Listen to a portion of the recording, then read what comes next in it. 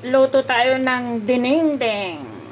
Ilocanong dinengdeng na may pritong isda na hinimay-himay para walang tinik. May kunting hipon. May dry na alamang.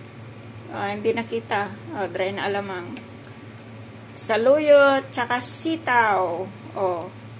Alin ba mas masarap? Itong ulam ko or yung adobong baboy? Para sa akin na may high blood, ito ang masarap. Charot. Sa inyo na ang karne, akin na ang gulay.